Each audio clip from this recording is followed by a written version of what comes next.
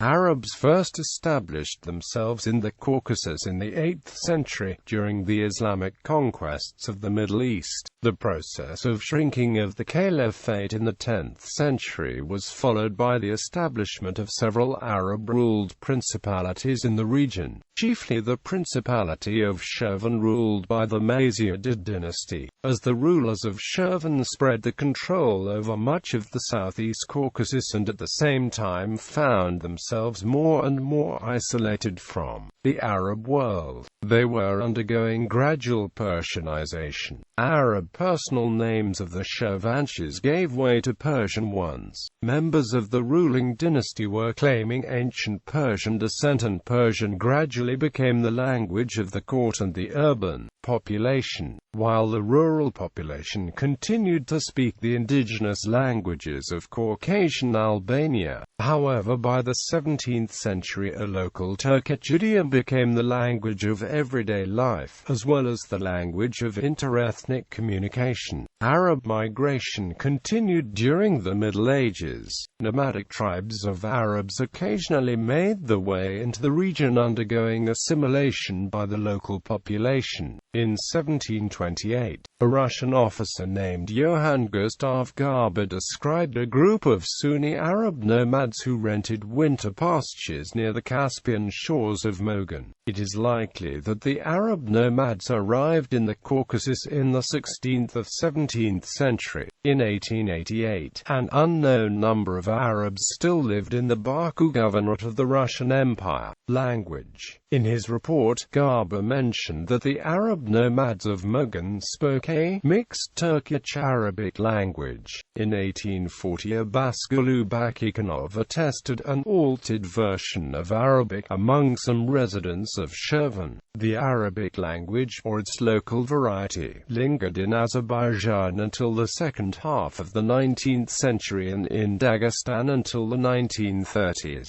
after which the population of these pockets began identifying itself as Azeri, having adopted Azeri as the mother tongue. The 1897 Russian imperial census indicated 912 Arabic speakers in central and southern Dagestan and none in what would become Azerbaijan. Notably, literary Arabic retained its role as the language of learning in Dagestan for centuries and was the main language of instruction in the local schools from 1920 to 1923 until replaced by Azeri. As of 2012, the names of dozens of villages across Azerbaijan and Dagestan bear traces of the once Arab population.